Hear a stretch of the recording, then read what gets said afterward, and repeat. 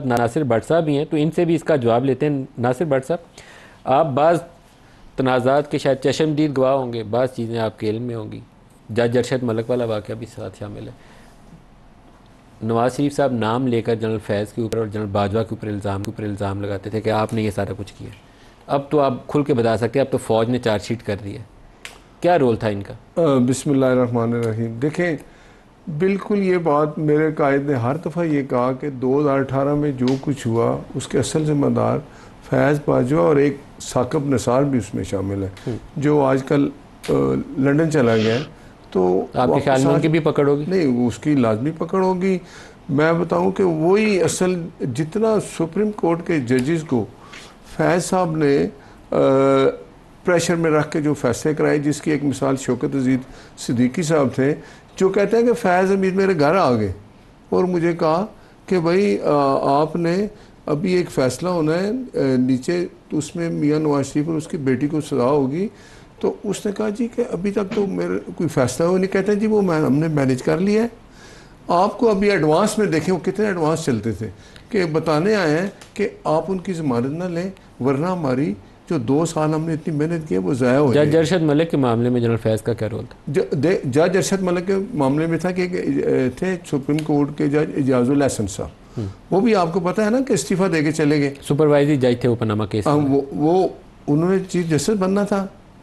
कोई जाता है इस तरह। बात यह है कि जिनके दिल में जो गिल्ट था ना, कि उनको पता था कि हमने जो कुछ किया एक दिन सामने आएगा।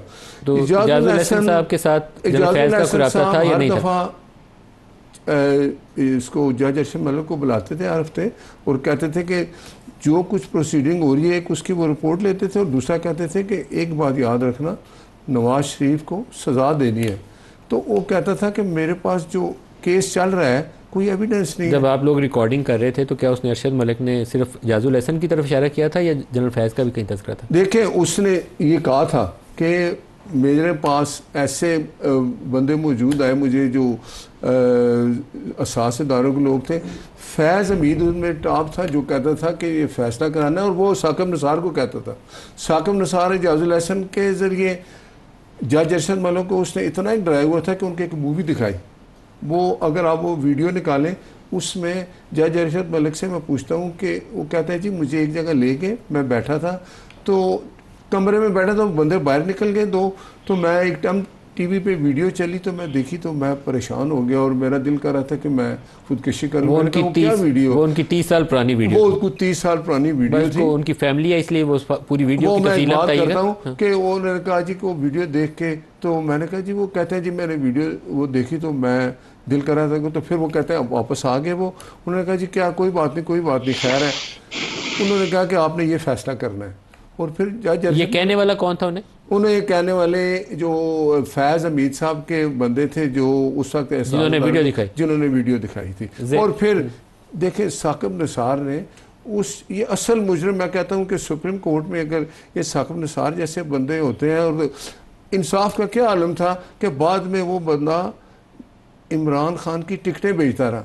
उसके बेटे की एक वीडियो चली, आपने ऑडियो चली सॉरी, उसमें वो कह रहे हैं कि अब्बा जान ने आपको टिकट दे दिए, वो 1 करोड़ पे हमें पहुँचा दें। तो ये हालात थे। तो मियाँ साहब ने हमेशा ये कहा, आज देखें ना उनकी ये बात अगर उस वक्त सुन ली जाती, अमल हो जाता, ये सारी चीज़ें सामने आ गई।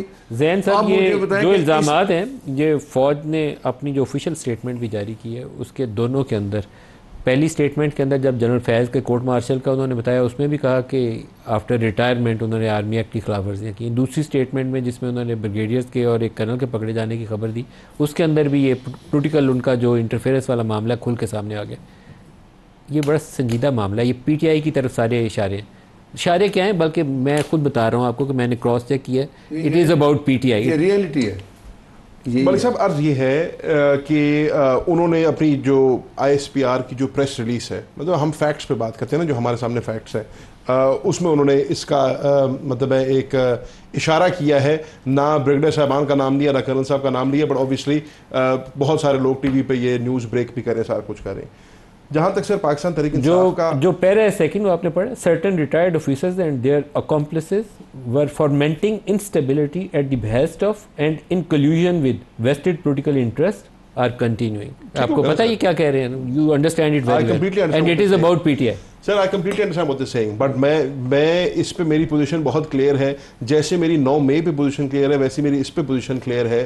पहली बात तो जब तक ये कोर्ट मार्शल की प्रोसीडिंग है, ये फौज का इंटरनल मामला है, ये फौज खुद देखेगी।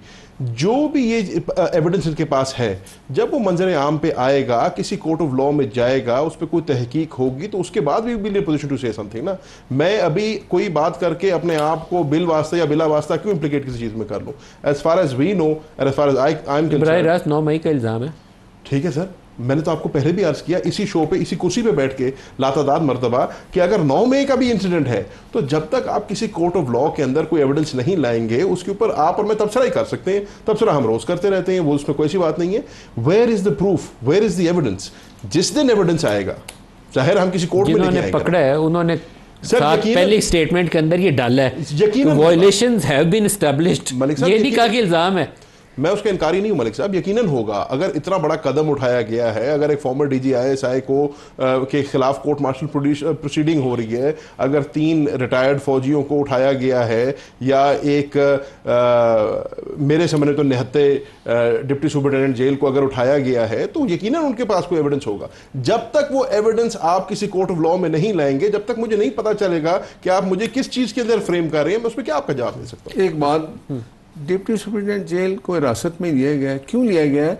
कि वो मैसेंजर का किरदार अदा कर रहा था, वो फैसिलिटेट कर रहा था इमरान को अंदर, वो जो चलती थी ना उसकी एक्सरसाइज मशीन, ये किसी कोर्ट में प्रूफ तो करना पड़ेगा ना। उसको पता है ये मेरे साथ है, वो मैसेंजर का, ये डिप्टी सुपरिटेंडेंट को आप मुझे बताएं। बाद मामला में मुझे आपकी हुकूमत जो है ना, मैं दोबारा कह रहा हूँ, मुझे बहुत ही गैर संजीदा लगती है। डिप्टी सुपरिटेंडेंट अपने फ़ोन के ऊपर इमरान खान की जनरल फैज़ से गुफ्तगू करा रहा था और आप 1 साल से सोए हुए थे। 1 साल से इमरान को आपने पकड़ा हुआ है, ये तो 4 दिन में पता चलता है, हमारे रिपोर्टर को पता चल जाता है। बात बताऊँ, वक्त बदल जाता है ना। मेरा कायद जब जेल में था ना, तो उन्होंने कहा था कि मेरी वाइफ की तबीयत ख़राब है, तो मुझे ज़रा उनसे बात करनी है। उसने कहा आपके मिनट खत्म हो गए, गिले शिकवे होंगे, लेकिन आपका जो इल्ज़ाम है वो छोटा नहीं है। फैज़ हमीद की वही कंटिन्यूटी चलती रही।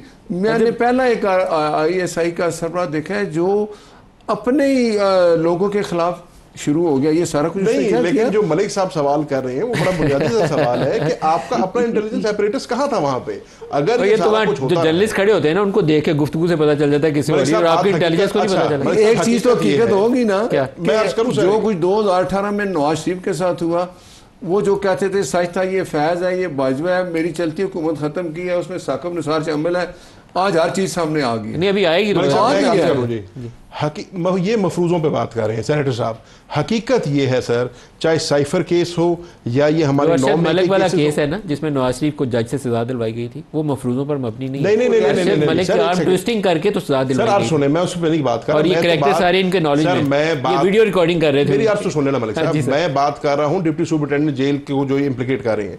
सर हकीकत ये है कि चाहे साइफर केस हो या ये जो हमारी अब ट्रायल्स चल रही हैं, इनको ओपन ट्रायल बनाने के लिए जिस किस्म की तगोदो हमने की है, जिस किस्म की हमने पापड़ बेले हैं, ये हमें पता है। या मिलिट्री ऑफिसर्स है ना, उनका मिलिट्री एक्ट के तहत ही ट्रायल होगा। मिलिट्री सर बिल्कुल हो, मैं वो बात नहीं कर रहा हूं, मैं और बात कर रहा हूं। उसमें जितनी ट्रांसपेरेंसी हो अच्छा है सर, मैं और लेकिन वो मामला मेरी बात तो सुन ले ना, मेरी बात सुन ले। मैं जो बात कर रहा हूं वो ये है कि जितनी बारीक बीनी से इन केसेस को और इन कैदियों को, मैं 2 की तरफ बात करता हूं, इमरान खान और शाह महमूद कुरैशी की मैं बात कर लेता हूं, जितनी स्क्रूटनी, जितनी सर्वेलेंस, जितनी बारीक बीनी से इन 2 कैदियों को रखा गया है, मेरे ख्याल से चिड़िया पर नहीं मार सकती वहां पे, तो फैज हमीद का फोन पे बात करा देना तो बहुत दूर की बात है। जनरल गुलाम मुस्तफा आपकी बात दरमियान में रुक गई थी, आपकी आवाज शायद आनी बंद हो गई थी, दोबारा आपकी तरफ आ रहा हूँ। एक फॉर्मर DGI को ऑफिशियली ये चार्जशीट किया गया है, टॉप सिटी के केस में भी, और सियासी मुदाखलत, बाद रिटायरमेंट वाला बरह रास्त सियासी मुदाखलत, और 9 मई की तरफ इल्ज़ाम है उनके ऊपर। मैं आपको किसी इबाम की बिना पे नहीं कह रहा, बरह रास्त बता रहा हूँ अपनी इंफॉर्मेशन की बुनियाद के ऊपर।